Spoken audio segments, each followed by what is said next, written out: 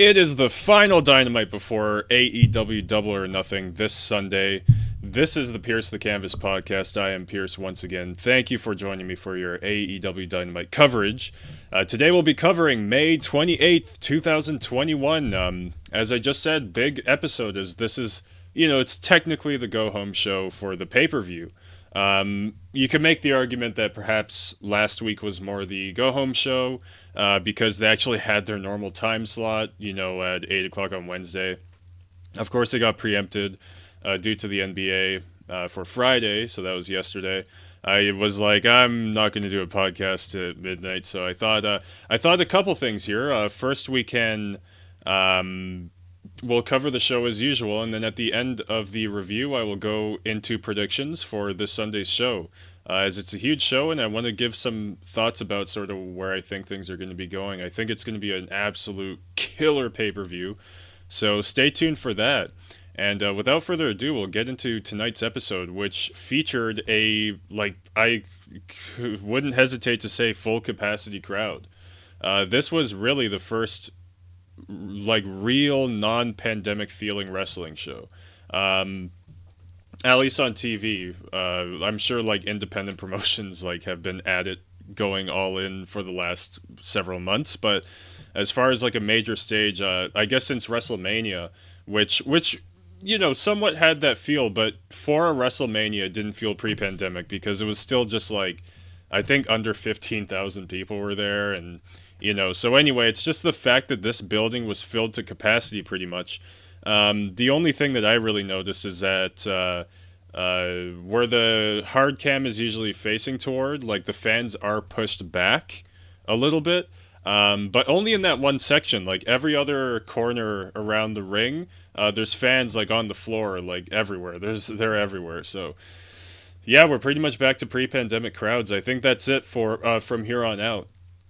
We're going to have these full crowds every week. Maybe there will be some weeks that they struggle to sell tickets the way that they were able to for this show. But nonetheless, man, regardless, I'm just so happy to have fans back. It's awesome. And yeah, again, this is the go-home show for Double or Nothing. So we have Anthony Ogogo, Cody Rhodes weigh in. We have the celebration of the Inner Circle. As well as Dante Martin is actually challenging for our Miro's TNT title as well. We also do have Hikarushida celebration, as she's been champion now for just over a year. So congratulations to her, despite the fact that she's going to lose it in a couple days. I said I would do predictions at the end. Well, I just gave one away. So the show starts off immediately with Darby Allin versus Cesar Bononi. And the crowd, of course, is going nuts for Darby Allin, as everyone would expect would be the case. And at the beginning of the match, we had Bononi tossing Darby around, in and outside the ring. The guy's 3 times his size, so they showcase some of that dominant strength. Darby was able to lock in a sleeper hold until a rope break. Landed his stunner, landed a shotgun dropkick, and his coffin drop for the win. So obviously it was kind of just a showcase match for Darby Allin. Of course, for the first time having fans back, get one of your biggest names out there immediately, so they kicked it off with Darby, so totally understandable there. So after the match, of course, Darby is going to be wrestling Ethan Page and Scorpio Sky alongside with Sting this Sunday. So Darby called out Scorpio and Page wanting to fight now. It was the normal heels come out and say, you gotta do it on our time, wait till Sunday. You've seen that promo a trillion times. Scorpio says Sunday will be the end of one legend and the beginning of 2 more. Bononi and his crew take out Allin and Sting. Ethan and Scorpio come for the attack as well. Ethan puts Darby in a bulldog choke. Scorpio is about to Pillmanize Sting's leg before Dark Order comes out for the save. And actually Sting was ringside for Darby Allin throughout this match, so he was there the whole time. And yeah, again, Dark Order came out for the save before they broke Sting's leg. And then next up we had the weigh-in, Cody Rhodes versus Anthony Ogogo weigh-in, hosted by Paul White. And this was a weird, awkward segment. I don't know, part of me just feels like they should just stop doing weigh-ins, man. The segments never feel productive, you know what I mean? It didn't feel necessary whatsoever. So they had the ring set up with the American and English flag. Paul says that he literally like said, I don't know why I'm hosting this weigh-in. He's like, I was asked to for some reason. And he was like, oh, well, be sure there's no shenanigans. This will be a clean weigh-in, all the usual stuff. So Anthony Ogogo comes out with The Factory. QT's on the mic and demands respect for Anthony Ogogo, says that the fans are actually booing Paul White. Paul says that these people didn't come out to listen to QT. Paul White's putting over the American Dream, Cody Rhodes, before he comes out, as he does with the Nightmare Family. I guess Nightmare Factory? I don't know. Nightmare Family, whatever. It was a whole bunch of people. It was people from the Nightmare Factory. There's like students that we had never even seen on television before. I think there was a few members of his family there, like his sister was there, a few other people. Arn Anderson was there, so he had a whole crowd of people there with him. Paul asks the contestants to keep it clean. Up first goes Cody Rhodes, weighing in at... And we're waiting, because Paul White doesn't know how to use a scale. The guy's struggling, man. He is struggling, and it's like a shoot at one point. He's like telling the heels to stop moving around the ring to make it easier for him to set up the scale. So yeah, it was just like so awkward, and there's all kinds of banging going on. I was like, what is going on? Is there like a group of fans trying to hijack the show or something? But no, there's actually a fireworks show right outside of the arena, as this is Memorial Day weekend. Happy Memorial Day to all my American friends. So Ogogo steps up to the scale. It was kind of the same thing. Paul White struggling to get the weight right, but I think it was a little quicker this time. Sorry, I didn't mention he got 218 for Cody Rhodes. This is another hilarious part. So he got 218 pounds for Cody Rhodes. He got 219 pounds for Ogogo. So apparently they're just 1 pound differential, but Ogogo's like easily like half a foot taller or whatever, maybe like 4 to 5 inches taller than this guy, and I swear he's bigger. So this whole thing was a botch.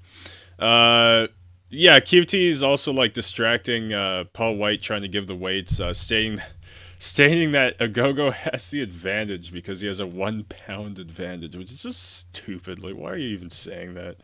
This segment was dumb. Guys start showing off on the top rope, and the heels kind of just ran off at one point. I don't know. And then Cody just thanked the fans, and that was it. Shitty segment. They just shouldn't have done anything for Cody and Ogogo. I feel like last week, Ogogo displaying his dominance was enough.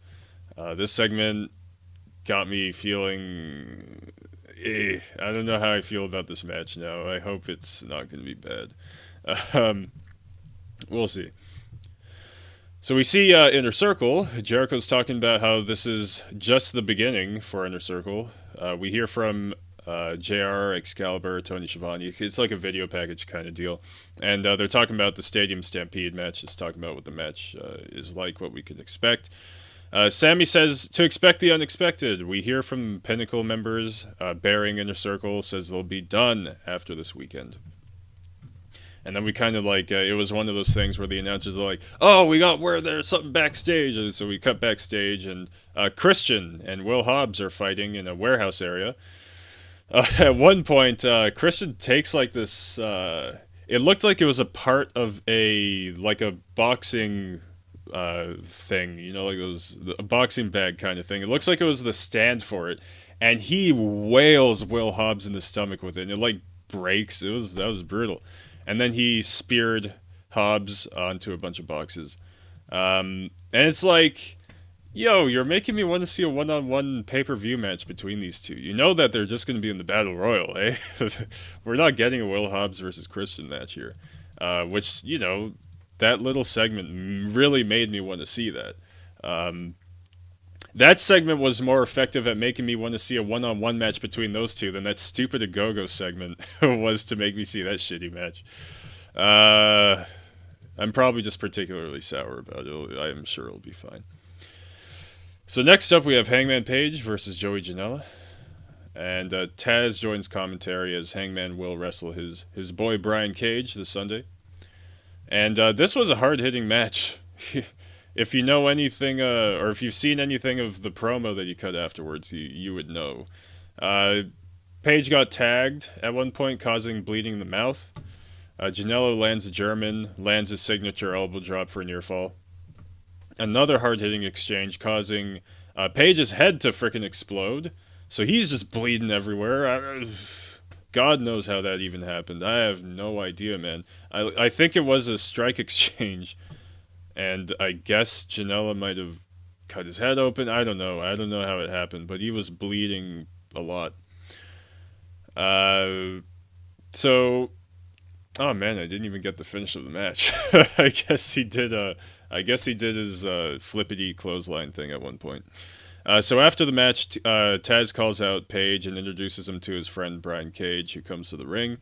Hangman, as I said, man, he's cutting the promo and like he has blood all over his face, and it's just like, the blood isn't adding anything to the feud between him and Cage, right? Because it was Janella who busted him open. So now during the the promo package during the pay-per-view, you're gonna see blood all over his face, like while he's cutting the promo, and people will be wondering why.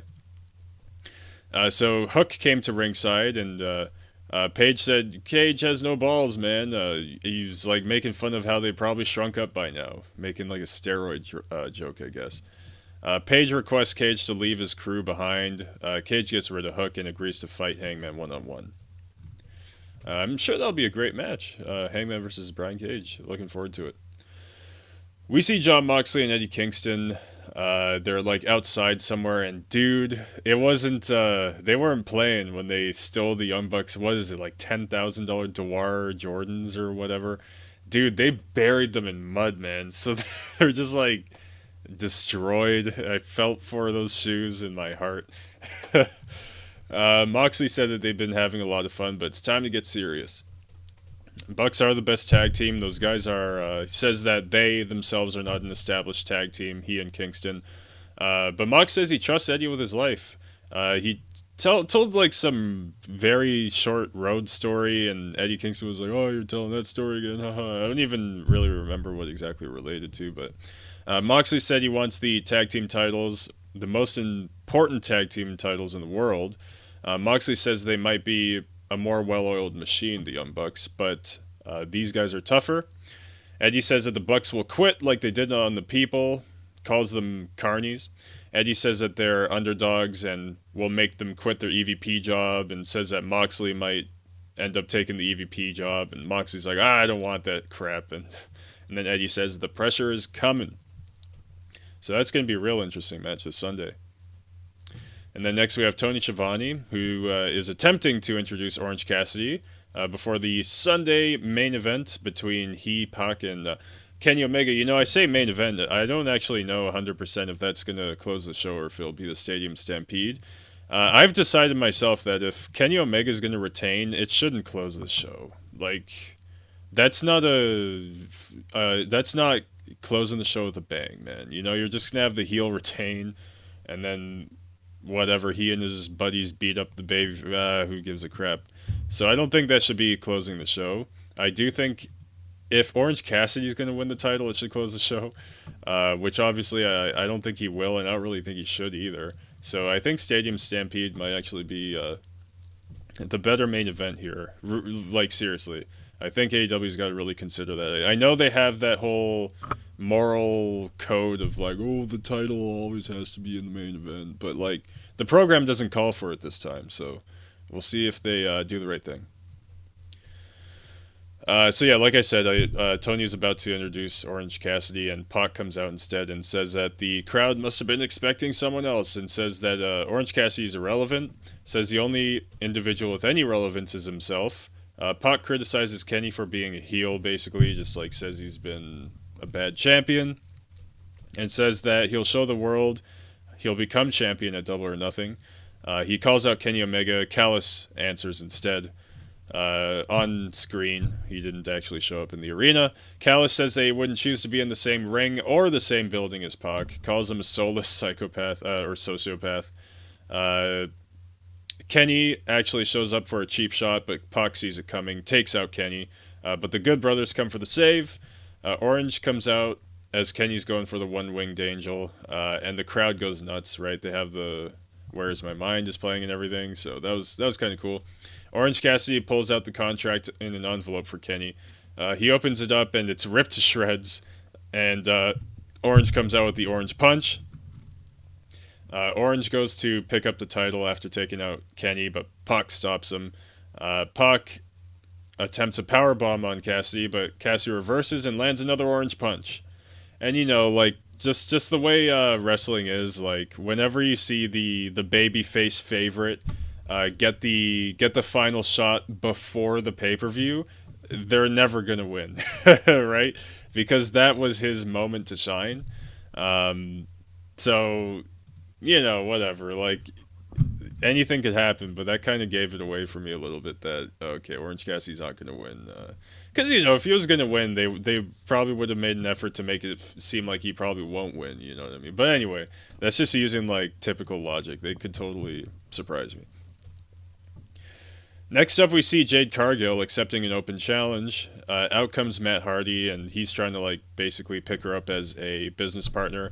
Says it's going to be the biggest day in the Hardy family office. Talks about how he's competing in the Casino Battle Royal and trying to procure an AEW title match.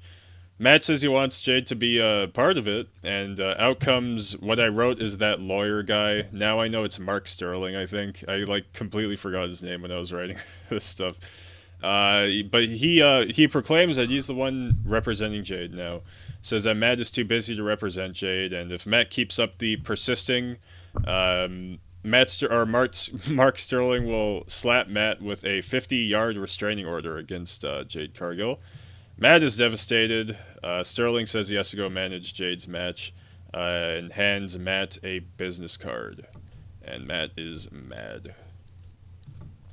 So Jade Cargill is wrestling Kailyn King, who I've only seen, I think, like on Sammy Guevara's vlog, I think, is where I've seen her face from. I may have seen one of her dark matches or something. Jade catches a crossbody attempt and is like basically doing curls with Kailyn King, and then starts just tossing her around. At one point she gets tossed out of the ring, and Mark Sterling is like throwing business cards at her. Cargill uses her Beth Phoenix finisher, which I'm just going to call it that till she has a name for it. Now she's 6-0. So good for Jade Cargill, man. She's on a hot streak, and yeah, she's a star, man. Like, I definitely see big things for her coming up, and I'm really excited to see the future for Jade Cargill. So we cut backstage, and Jake Roberts is cutting a promo with Lance Archer. Says that Dante has a chance to be the youngest champion in AEW. And then he's about to say some like dumb poetic thing, like how Jake likes to speak in like poetry, basically. Anyway, Lance like stopped him. He's like, if I'm gonna be honest, I don't really want to face Dante this Sunday. I don't know why. I just thought it was so funny. He's like, I don't want to face that guy. He's like, I'd rather face Miro. Because again, Dante Martin is challenging for the TNT title. So yeah, like Lance made it pretty clear that he's not interested in wrestling Dante Martin. He'd prefer to wrestle Miro. That was pretty much all he said. And so out came Dante and Miro for the TNT Championship. The crowd was pretty hot on Miro here. We got Miro's gonna kill you chants. Miro's just killing Dante at the beginning of the match, and Miro's really soaking in the crowd. Like he went babyface for a second there. He was really loving it. Dante got a springboard moonsault as well as a springboard shotgun dropkick. But eventually, Miro was able to catch him into a brainbuster, like a crazy brainbuster, as well as his thrust kick signature, before locking in game over, and tapped out Dante Martin. And so, still your TNT champion is Miro, so of course the match will take place. Lance Archer's wish will come true to actually wrestle Miro this Sunday. So after the match, Roberts and Archer come out. Roberts assures that Lance is ready. Miro's fairy tale is about to come to an end. Jake says they'll play fairy tales. And then, yeah, so here's something here.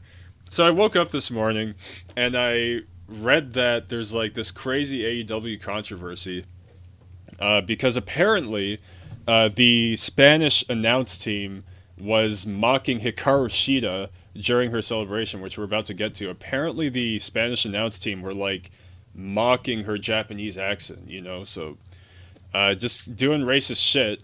Anyway, so I read that this morning, and then the first thing that came to my head is, dude, Jake Roberts did that exact same thing right here during this promo. And I literally wrote, Jake does some racist ass shit. And this was last night. This was before all that Spanish news came out. Yeah, so anyway, Jake is just mocking Miro's language. I'm not even going to impersonate what he did. It was, you know, it was not nice. It was, like, kind of racist. But anyway, my point being is just that, like, if these Spanish guys are so in trouble, I don't see how Jake Roberts could get away with this, man. Like, why is it different? Because he's Bulgarian and Cheetah's Japanese? Do Japanese get favor over Bulgarian? Like, because I didn't hear anything about people being offended by Jake Roberts. So it's just weird. Like, people kind of pick and choose, I guess, what to get mad at, even though nobody even heard the Spanish announce team do that. People are just reading articles about it. Dude, Jake Roberts did this in plain sight. Anyway, Miro said that... oh yeah, and also after Jake Roberts was doing that, he basically told Miro to shut the fuck up. Said they had enough. Miro said that Lance is no one special. Sorry about that. Lance says that Miro is no one special, and Lance is focused and ready for the match of Sunday. Miro tells he and his old fart to shut up. Says that Jake Roberts is always holding back Lance. So Lance refuses to be held back, runs to the ring, and he is about to chokeslam Miro, but the referee clones come out, and I think Archer was able to land a kick, but that's about it. There wasn't a whole lot of physicality. That will be saved for the Sunday. And now here is the Hikarushida 1 year AEW Women's Championship anniversary. So congratulations to Hikarushida. Apparently the exact number as of last night is 377 days. And out comes our beautiful champion. She is looking absolutely spectacular. And Tony says that, hey, guess what? We're presenting a brand new belt. So, cool. They got a new women's championship belt. It's basically the same, except it is bigger. Thank God. Because, geez, that last title, it was embarrassingly small. So it's larger, and now it's like diamond encrusted. So it's nicer. I wouldn't say it's, still... Because I don't like the egg logo, or the egg plate, I should say. Like the AEW Championship has this wide, beautiful, amazing design, right? And then you have like this little egg plate. They still have the egg plate. Again, it's just a little bigger. It's like 25% bigger. It's not even... I don't think it's quite solved that problem yet, to be honest. But whatever, it'll do. It's better, I could say that. Shida says that she became champion when there was no fans, but tonight they're here. She says that she's proud to share this moment and says that the title is for us. And out comes the Doctor, and Brit stole it, man. She blew me away with this. So Brit comes alone without Reba to congratulate Hikaru for being champion during the most difficult time of wrestling. Total babyface promo. I don't care what anybody says. This was a babyface promo. Says that it was her year. It was Hikaru Shida's year. 2020 was her year. As well as this year, up till this point has been. Brit needs to address that she misspoke when she sat with JR. She wants to take back saying that she herself is the face of the women's division. She says she's not. It is Hikaru Shida. But she says when she wins that title, she's going to be the face of a whole new era. Says that the whole era before her was all about 316. This era is about DMD. Dude, I popped. That got me, man. I don't know, maybe I'm overreacting, but I felt like that was awesome. Like it felt like her version of the Austin 316 says I just whipped your whatever. Like it just felt like she really cemented that DMD thing, and that's gonna follow her career for the rest of her life. And she really made the best of it tonight, and just kind of blew me away with that line. I don't know why, but I loved it, man. And and then like Brit Baker left after, and Sheeta just like kind of leaves. I could see she's like broken down by the bars of Brit Baker. Yeah. So anyway, yeah, we'll see what happens this Sunday.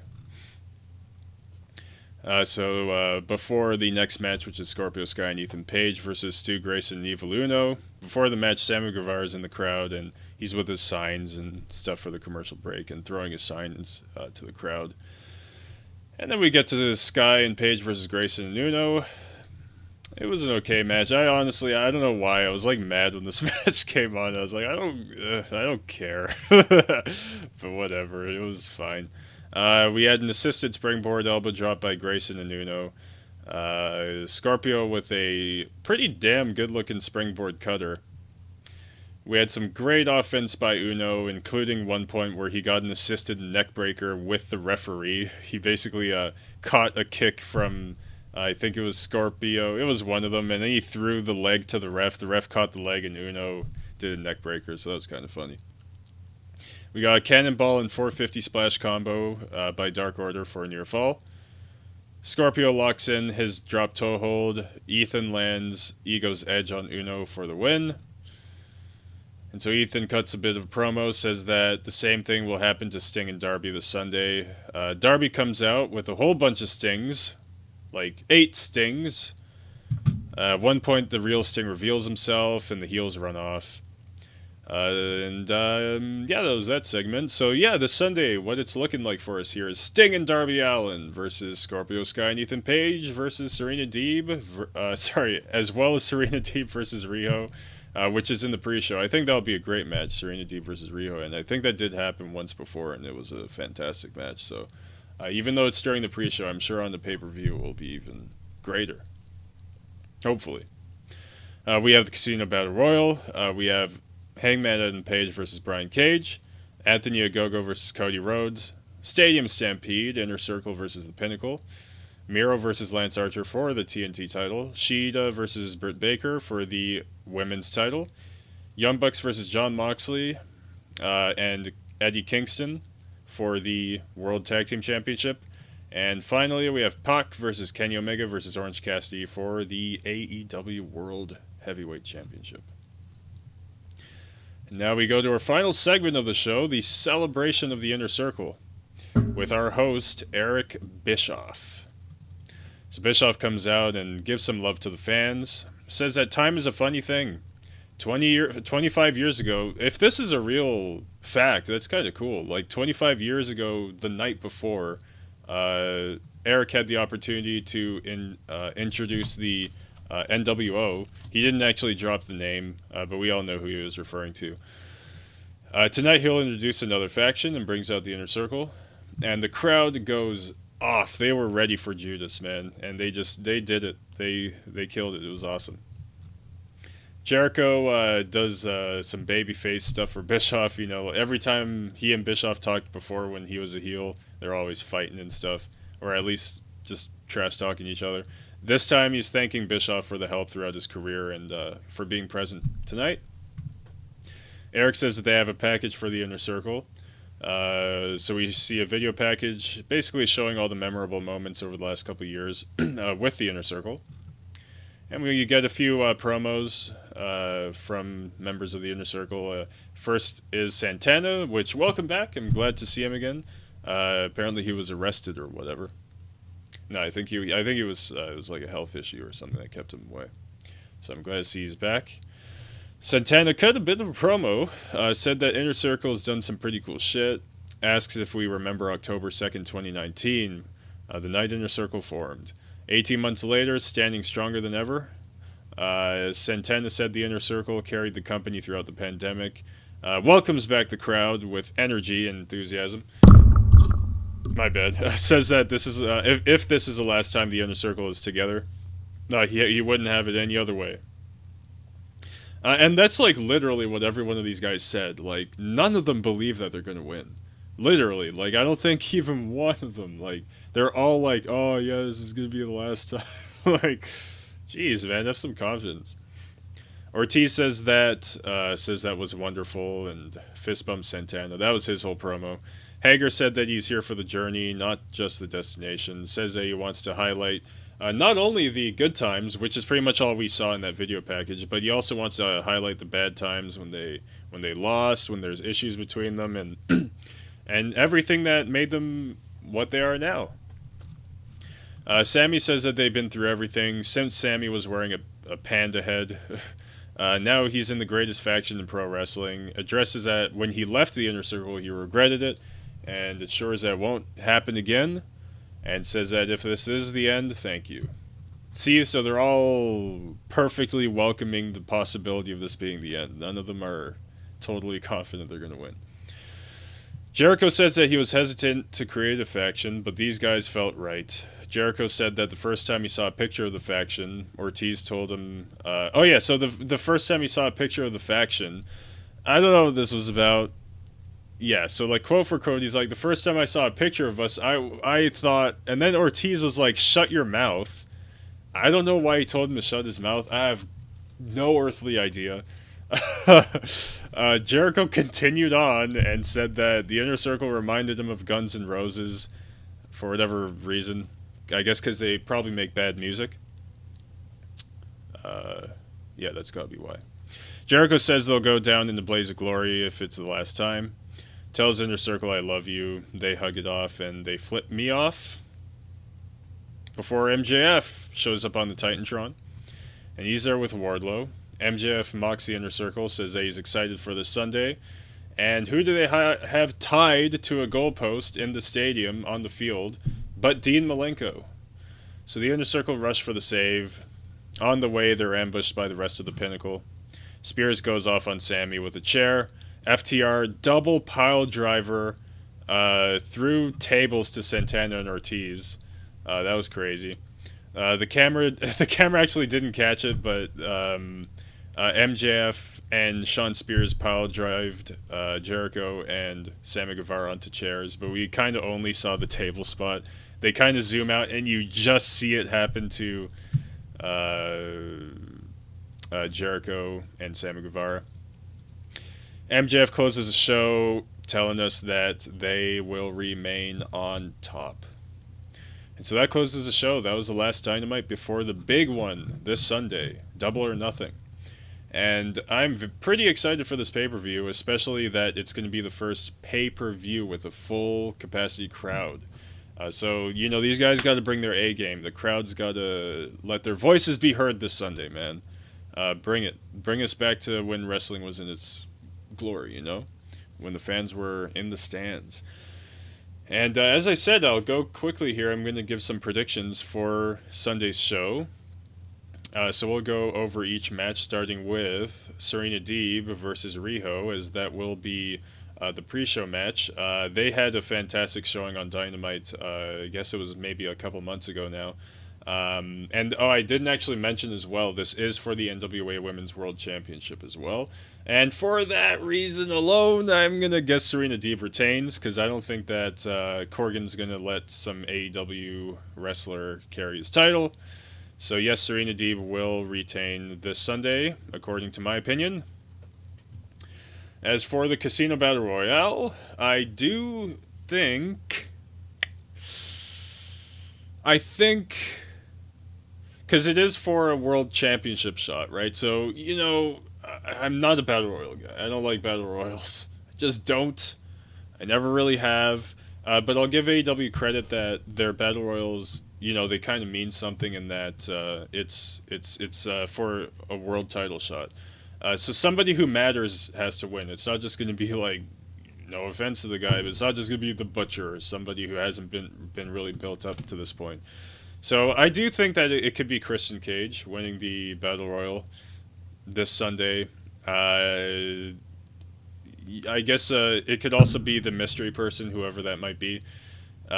Which I'm so glad that AEW hasn't been hyping that. Like, oh, we got a mystery person. Who's it gonna be? Right? Because everybody would be going Daniel Bryan, Samoa Joe, right? So I just don't want to be disappointed. So I'm happy that they haven't been going so crazy about how they have a mystery person, even though there is a mystery person. They just haven't been hyping it, like overhyping it or anything like that. I don't think it's going to be anybody that big. I've heard some predictions that it could be Paul White because he's announcing during the match. He's going to be commentating the match. So some people are like, "Oh, he's going to get off his commentary booth," and which is like, yeah, that's cool. Like, I'll let that happen. Again, I don't even like battle royals, so you can't ruin a battle royal for me. As long as you're not overhyping the mystery person, I don't think you could ruin everything really, anything. Um, but I'll stick with my prediction that Christian Cage will win the match. That's not the only Cage. We also have Brian Cage versus Hangman Adam Page. Between these two, yeah, Adam Page I think needs to come away with a win. Yes, I do think so because what is it now? It's May. It's just about June. They got to start sparking that future world championship run for Hangman Page.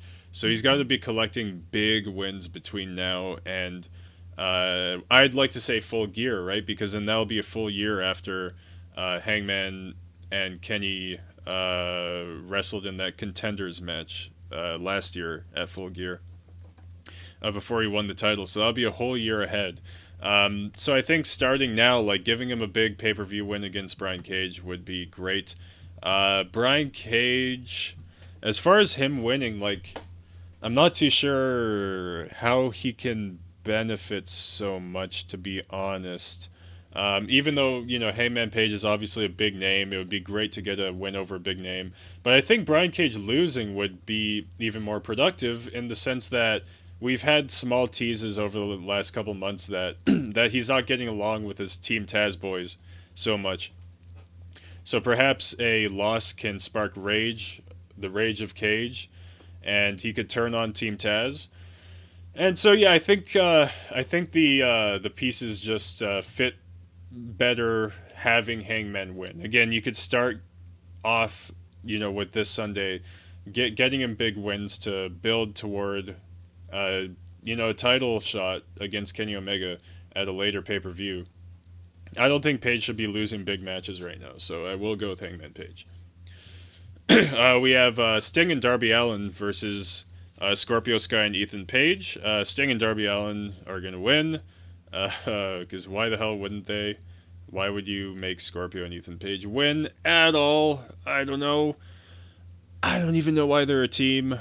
So, if I don't know why you're a team, I don't want you to win. I see no reason for those two to win. So Sting and Darby Allin will take the win. It'll be Sting's first match in 6 years, his first in-ring match. So very excited for that. I'm sure he's very excited to wrestle in front of a crowd again. So it'll be quite the spectacle, but the babyfaces will come away with a win. Next up, we have Anthony Ogogo versus Cody Rhodes, and I do think that Anthony Ogogo is going to take the win. It's kind of the same thing I was saying before, is just, in this case for Cody Rhodes, he gets nothing from winning this match. There's nothing. And frankly, I don't think that it takes anything away from him taking the loss, to be honest. This is a type of match where by the next pay-per-view, no matter what program they have for Cody Rhodes, you're not going to remember this match. Seriously, like, you're just not. It's not going to be a huge, memorable thing we're going to be looking back at years from now. Like, I really don't think that's going to be the case. Anthony Ogogo's new. He's fresh talent. And there's no reason to bury the guy under one of the top guys being Cody Rhodes. That will only hurt Anthony Ogogo. Cody Rhodes, nothing is taken away from him losing this match. So he should just lose. So I do think Anthony Ogogo is going to take it. We have Hikarushida versus Brit Baker. And who on God's green earth believes that Shida is going to win this match? I don't. It will be Brit Baker. and she will be the face of a new era. And she's gonna fucking kill AEW, man, like in the best way possible. I can't wait uh, to watch her title run over the coming months. And yeah, she's gonna do great stuff. So we're gonna get a new champion in Brit Baker. Not taking anything away from Sheeta. She was a strong champion for a year. Uh, looking over the reign, I don't. Not a whole lot stands out as far as like amazing classic matches or anything, but she's been a good champion. Now it's time to move on. So we have Miro versus Lance Archer, which is for the TNT Championship, and I think Miro's going to win just because he just got the title just now, a couple weeks ago or whatever, and it's going to suck to see Lance Archer have to take a loss. Perhaps they could do a draw. In fact, you know what? I'll say it here. That's my prediction. I think it'll be a draw. Just because I feel like they might want to do a bit of a program with these two, like why just do this one match? You could keep going. You could get a few, maybe two more matches after this out of these two if you do a good enough booked program. So I could totally see this ending in a draw, and then perhaps at one of AEW's next like TV pay-per-views or something, you can close it off there. I don't think they need to wait all the way till September for All Out, but you could do a couple Dynamites, and we could do something with this. I don't think there's any reason to just have Miro beat Lance Archer and then that's it. Miro will retain one way or another. I believe it will be a draw. We have Young Bucks versus Jon Moxley and Eddie Kingston for the tag team titles, and yeah, I hate to say it, man, but I think I don't think Moxley and Kingston are going to go away with this one, just in the sense that they're not an established tag team. It would be kind of weird for them to just take the belt off of the Young Bucks. I'm not too sure, what the big draw for Kingston and Moxley being the tag team champions would be, other than just like them being funny together and having good matches and stuff. But I think just from a booking and storyline standpoint, Young Bucks need to hang on to those titles a while longer. They don't need to drop them to basically a non-tag team. So I do think that they're gonna win this match. But I think it'll be two things. I think it'll be great, and I think it'll be very interesting. This match this Sunday. So I am looking forward to it. And I'm picking Young Bucks for the win. And then finally, we are probably going to close the show. Also because I noticed that when they were doing the rundown for the matches on the pay-per-view, they mentioned this one last. So I do think this will end up closing the show, even though, again, it's kind of an underwhelming way if your heel is just going to retain the title. It's kind of an underwhelming way to close the show. I'd prefer for the Stadium Stampede to close the show. Actually, I did. I didn't even give my prediction for that match. Okay, so we'll do that after. But yeah, for this, I gave it away earlier, but I do think Kenny Omega is going to retain. I don't think it's time for him to drop the title. I personally am in favor of Hangman Page taking the title from Kenny Omega at Full Gear, specifically. So yeah, just, by proxy of that, I don't think he's going to be dropping the title. If somebody is going to win the title, if the title is going to change hands, I think it will be Orange Cassidy. I don't think Pac is going to see gold this Sunday. but I'm picking Kenny Omega as my actual prediction that he will retain, and then there we go. So maybe I'm willing it into existence by talking about this match last. We have the Stadium Stampede. It's the Inner Circle versus the Pinnacle. If Inner Circle loses, they have to split as a faction. We will no longer have an Inner Circle. And for that reason, I think Pinnacle are going to win. Because they are the biggest heel thing going on in wrestling right now. If you want to get some great heat on them, you got to split up that babyface faction. And also, I don't see any reason for the babyface faction to keep going. I don't know why the Inner Circle needs to continue to be a thing. I don't really, I don't have anything in mind as far as I need to see this with Inner Circle or that.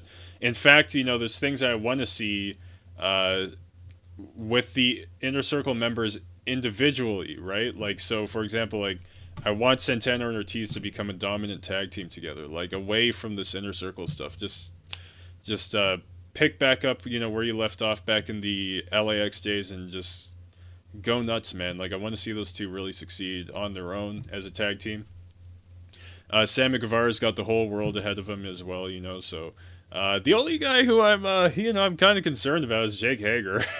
I'm not sure what they're going to do with him, if the Inner Circle break up, but I'm not the biggest fan of his, so I could live with that.